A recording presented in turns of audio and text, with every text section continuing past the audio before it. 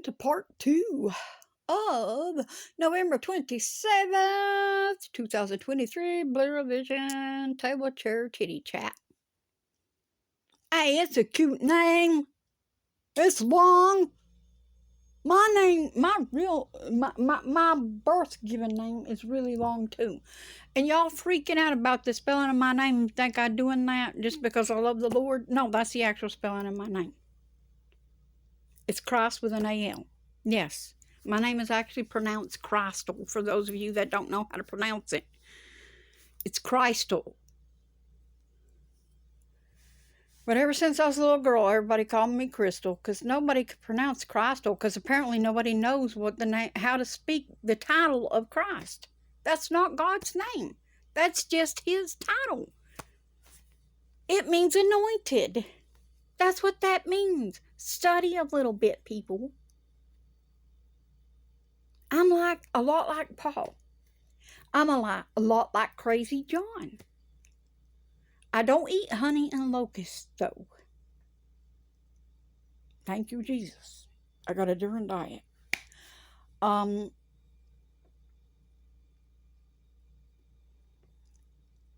don't even like chicken legs. I sure ain't gonna like locust legs. Gross. Okay, I'm over it. I'm good. Anyways, where was I? Oh, yes. I'm sitting here. But anyway, getting back here. What was the original of this, Lord? What was the point of this video again, Jesus? I'm kidding. I'm kidding. I'm kidding. Relax. It's in there somewhere. One of the voices will tell me. Only got 777 of them. I'm sure one of them was paying attention. But anyway, yes. Back to the other point from the first video that was just thrown in on me. Be careful. The influences. I'm talking about if you're going to watch TV, if you're going to watch it, be very selective of what you watch. Because you're setting in the counsel of the ungodly. You listen to them smutty movies with that nasty language, or those smutty movies with that nudity and whatnot in it. You're setting in the counsel of the ungodly. Look what you're taking in. Be careful, little eyes, what you see. Be careful, little eyes, what you see. The Father up above is looking down with love. So be careful, little eyes, what you see. Be careful, little ears, what you hear. Be careful, little ears, what you hear. The Father up above is looking down with love. So be careful, little ears, what you hear. Be careful, little mouth, what you speak. Be careful, little mouth, what you speak. For the Father up above is looking down with love. So be careful, little mouth, what you speak. I love when he does that, too. Yes, that was another type of sarcasm. I have several tones of it, if you haven't noticed. But I'm not a singer. But if the Lord says do, I'm going to do it. Because, listen here, Jonah don't want to go in no well. See, Brother Dallas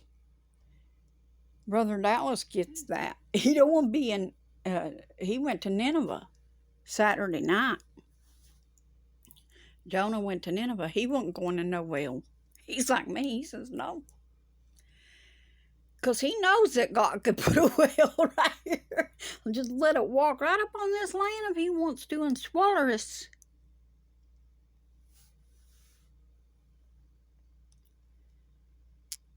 Let me tell you, I've seen some storms. Boy, I learned a lesson. This foot has taught me so much. Getting hurt. 1, don't run from demons. I thought I was doing the right thing. No, you got to stay in the fight and confront the demon. Don't let him run you off the turf. Yeah, I learned that. That'll not happen again. you got to watch what you let control you. Because if you know you're not going to do wrong, don't worry about what everybody else thinks. That's what I learned. So here's a kite, go fly it. I'm not doing it. So if you hear me sounding a little harsh to somebody who's doing me wrong, because I'm rebuking it, just go your way, because I got to do what I got to do, what the Lord tells me. The Lord will never do harm to people more than what is necessary to get their attention and get them in. This I know. Unless He's cutting something completely away and hewing it down for the flame. Now, either way, if it's an obstacle that's causing issues, it's got to go. One way or another. And the Lord's going to move it. Anyhow, let's get on back into this. Back to the questions now that I originally wanted to ask. I hope I can remember what the 12,000 of them were. I'm totally joking. 12,000 is the number in each tribe of Israel. That is not the number of questions I have. Lord, I would really run out of breath on that one. Although sometimes I do like to prattle on. I'm kidding again. I do talk to the Lord a lot, though. A lot. I talk about everybody for the Lord. I kid you not. Well, I can't talk about you to anybody else because nobody talks to me. We're going to give account for every idle word, people. I'm trying to put some humor in this. So relax. Just laugh. Just laugh. It's okay to laugh sometimes. Trust me. I hadn't done it for a couple years very much.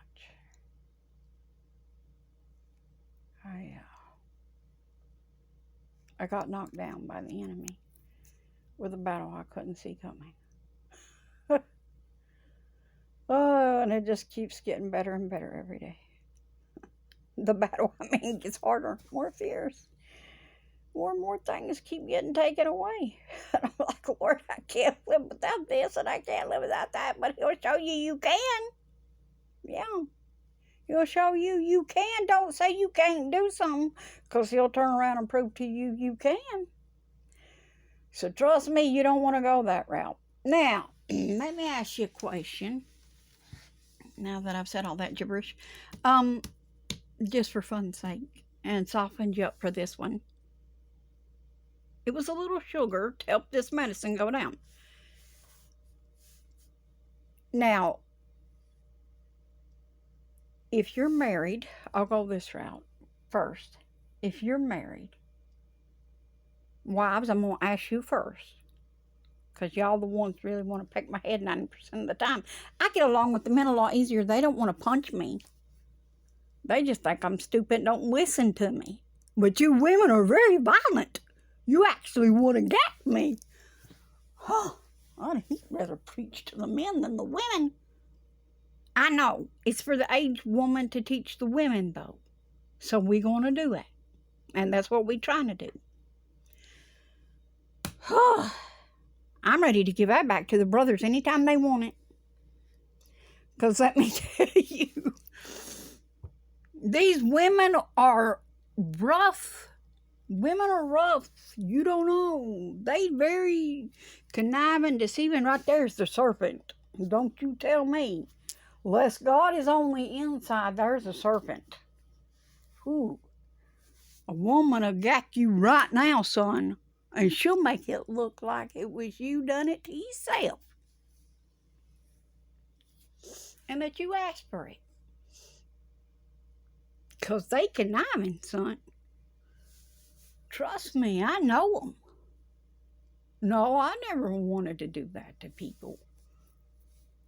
Just with nerf, maybe. And that was just for fun. It depends on what's in our heart. I've never wanted to ever hurt anybody. For real. Knock them out a time or two, maybe, just to get their attention for the Lord. But they can recover from not being knocked out. And I'm talking about spiritually, not physically. Because let's face it, I'm just a little squat thing. I barely could knock the wind out of a stink bug. I hit one with the fly swat the other day, and the damn blame thing got right back up 10 minutes later and started walking around bugging me again. I was like, come on, Lord, I can't even kill a stink bug. Let's be real about this stuff, people. Come on. Yeah, I know they stink. But you know what? Damage olfactory glands. I can't smell very much these days. But anyway, the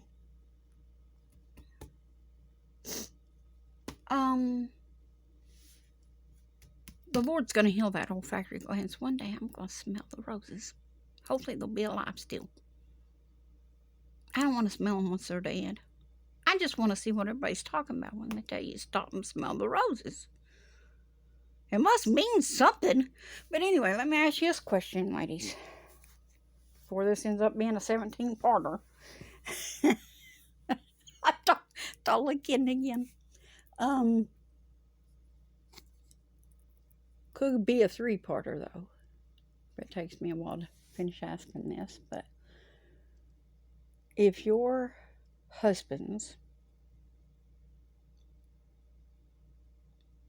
love you, do you think they're purposely going to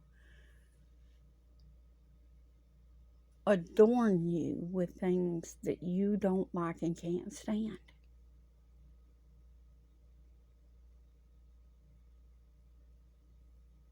Now, same question to you men. If your wives love you, do you think they're going to adorn you with things that you don't like and can't stand?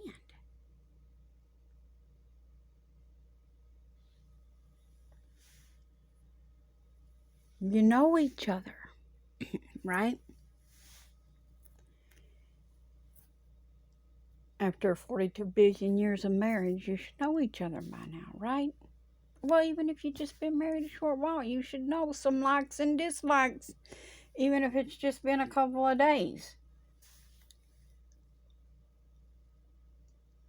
So if you love that person, why are you purposely trying to give them things they don't like? Why would you do that? To frustrate them, to cause them harm, to make them angry, right? Because you know that's going to be the outcome if you do that. It's going to hurt their feelings. And rightly so, too. Wouldn't it hurt your feelings if they were doing that to you? Think about it. So, with that said, I'm going to ask, why y'all keep shoving graven images and stuff in God's face? Those are idols.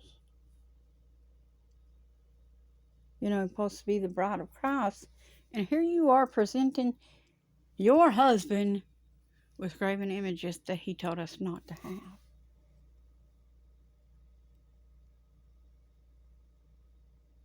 That's the first commandment, y'all. He's a jealous God of everything. He's jealous of everything. You ever been jealous? I get jealous sometimes.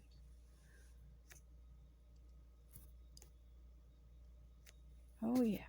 I get jealous sometimes. Oh, I get jealous over Jesus. Oh, God.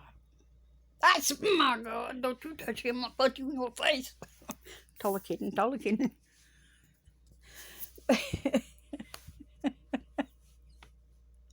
I'm mental. Don't expect me to make sense. But if you got a laugh out of it, good, good. But I'm trying to make a point with some humor here.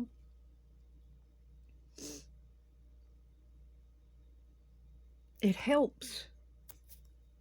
If you can make them laugh, you might live through the night or the day.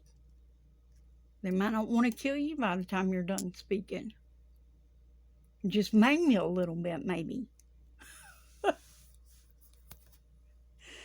But anyway, I'm protected by the Lord. Just so you know, my armor's on. And anybody that hurts me has to answer to him. I'm going to hide behind the king. He's my husband. He'll protect me. Yes. But anyway, I will see you in the next part 3. And we will continue this little discussion because it's important.